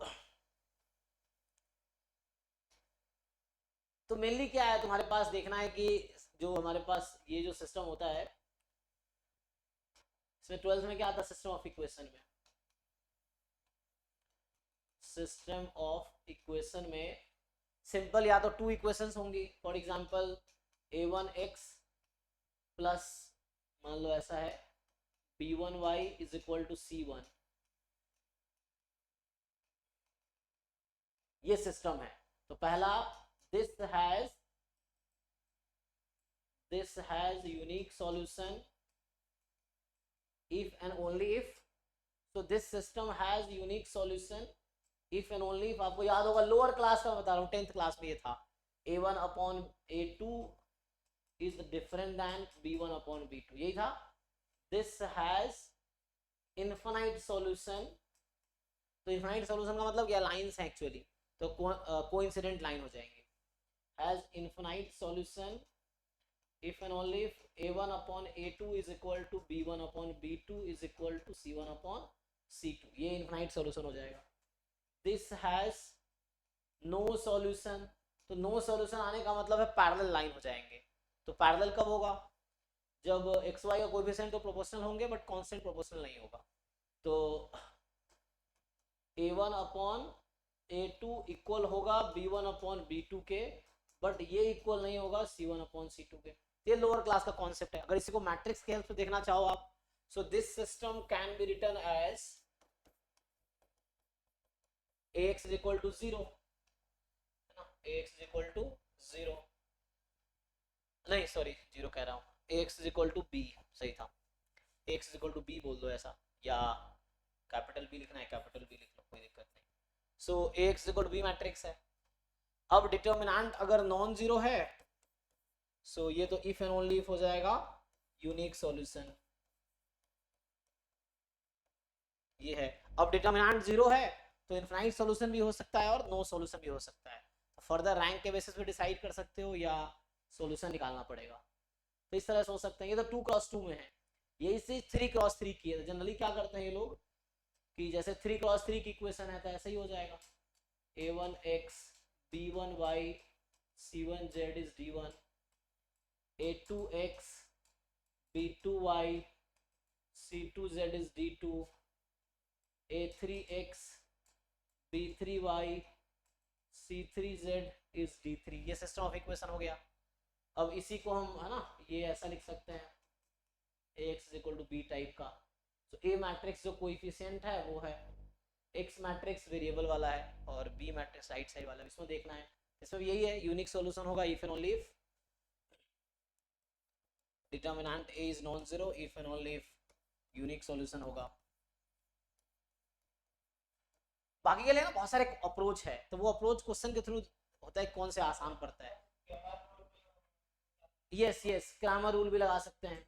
सो वो ये कहता है कि सॉल्व करना है तो है ना, तो उस केस में जो यहाँ से आएगा सॉल्यूशन जो आएगा यूनिक सॉल्यूशन यहाँ से आ जाएगा a इनवर्स b. एक आता है क्रैमर्स रूल, यस आपने सही बताया. तो क्रैमर्स रूल निकालोगे तो होता क्या है, क्रैमर्स रूल के लिए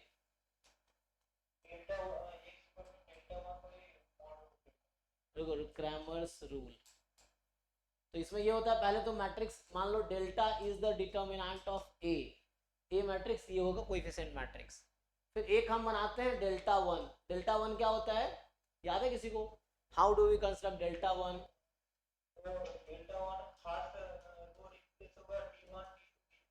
फर्स्ट रो या फर्स्ट कॉलम? First column. हाँ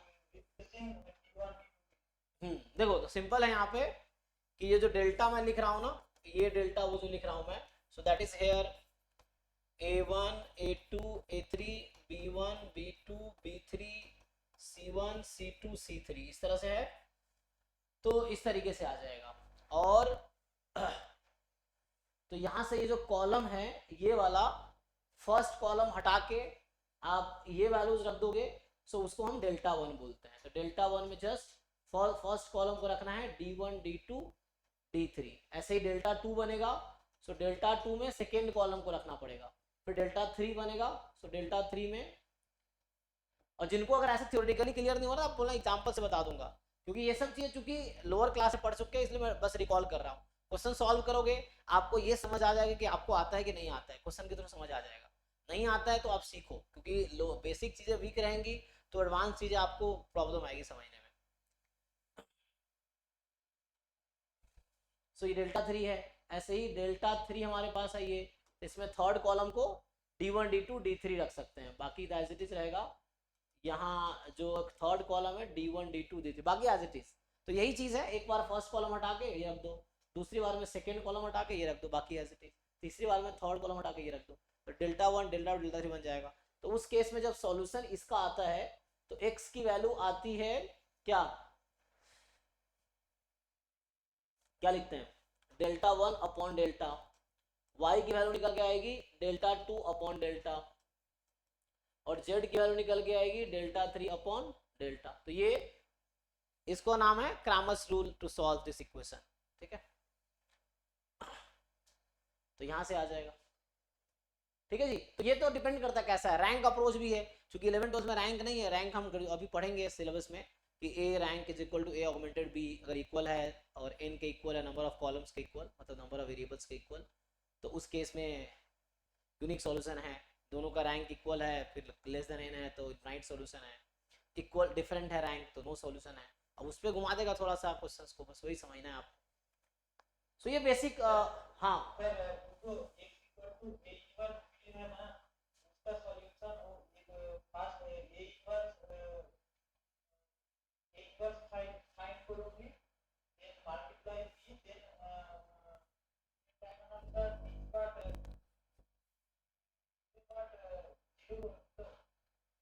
नहीं नहीं, ए इनवर्स भी मल्टीप्लाई करोगे तो ये ऐसा में आएगा, तो एक्स वाई जेड की वैल्यू आएगी, इस तरह से आएगी ए इनवर्स भी। So you will get value of x, value of y, value of z, ऐसा आ जाएगा। ओके तो ये तो बहुत बेसिक्स हैं दैट यू नो।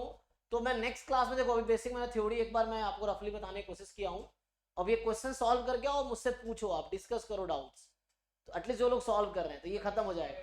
हाँ, कंसिस्टेंट इनकंसिस्टेंट, अच्छा देखो सिस्टम ऑफ इक्वेशन जो है, सिस्टम ऑफ इक्वेशन, सिस्टम का मतलब group of equations, family of equations, ठीक है ना। सो अब ये जैसे एक पार्ट है कंसिस्टेंट, एक है इनकंसिस्टेंट, कंसिस्टेंट में दो पार्ट है, ठीक है। तो कंसिस्टेंट मतलब या तो यूनिक सॉल्यूशन या इनफाइनाइट सॉल्यूशन, इनफाइनाइट सॉल्यूशन ये है। यहाँ पे इनकंसिस्टेंट में एक ही है, वो है नो सॉल्यूशन, यही है, ठीक है, देख लो।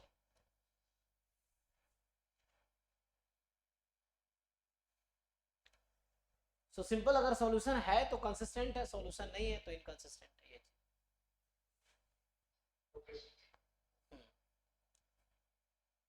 तो अभी के लिए थ्योरी मैंने बता दिया रफली, बहुत डिटेल में तो नहीं बताया बट हाँ ब्रीफली बता दिया है। सो आपका होमवर्क है ये चैप्टर के जितने क्वेश्चंस हैं ट्राई करके आना, कल तक कंप्लीट करो। कल जो क्लासेस होंगी अराउंड जो 9 to 11 होंगी जो भी, उसमें आप यही डिस्कस करेंगे, थ्योरी नहीं पढ़ाऊंगा, इसके डाउट डिस्कस करूंगा। अभी भी मैं अभी यहाँ स्टॉप करूंगा, अभी किसी ने सॉल्व किया हो तो आप बोल सकते हो, अगर कोई क्वेश्चन चाहते हो मैं सॉल्व करूँ तो मैं कर सकता हूँ, एक दो क्वेश्चन सॉल्व।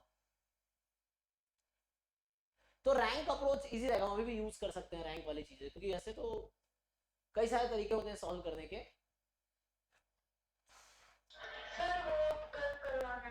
ठीक है, तो अभी हम लोग, तुम लोग ट्राई करके आओ पहले, और उसके बाद फिर हम थोड़े थ्योरीज भी, रैंक अप्रोच भी बता दूंगा। तो रैंक अप्रोच से क्वेश्चन सॉल्व करना आसान रहता है, तो हम नेक्स्ट क्लास में करेंगे। तो अभी डाउट क्लास होगी 12 बजे तक, तो अभी इस बैच को मैं ये स्टॉप करता हूँ। हाँ जी बोलो बोलो।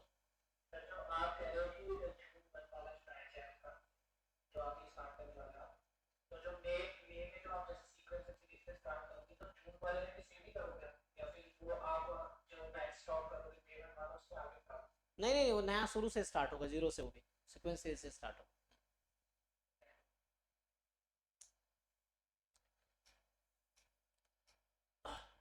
तो ठीक है जी, तो अभी यही स्टॉप करते, इसको सॉल्व करके आओ। तो ये चैप्टर नंबर इस बुक में, जिनको अगर नहीं मिल रहा हो ये बुक, जो नए बच्चे हो तो किसी को टेक्स्ट करना, भेज देगा ग्रुप में तुम्हें, या ड्राइव में ऑलरेडी है ये। अगर नहीं मिल रहा हो तो मुझे टेक्स्ट करना, एक ग्रुप में टेक्स्ट करना, कोई बच्चा पीडीएफ भेजेगा आपको, चैप्टर का ये आपका ये होमवर्क है। तो ये क्वेश्चन ट्राई करके आओ इन चैप्टर्स के, और जो भी डाउट्स आपके होंगे वो हम कल डिस्कस करेंगे, या अभी भी आप पूछ सकते हैं। अभी अभी डेली 11 से 12 रात को डाउट क्लास होगी, तो अभी भी डाउट क्लास है, तो आप जिनका डाउट है वो रुक सकते हैं, बाकी लोग जा सकते हैं। लेकिन क्वेश्चन प्रैक्टिस करो, जब भी आप कोई चीज पढ़ रहे हो उस पर बेस 200 400 500 क्वेश्चन सॉल्व करो। एटलीस्ट पूरा एक पैराग्राफ अगर मतलब सिलेबस कंप्लीट कर लिया किसी एक चैप्टर का, तो उसे 200 400 जितने क्वेश्चन कर सकते हो प्रैक्टिस करो, सो दैट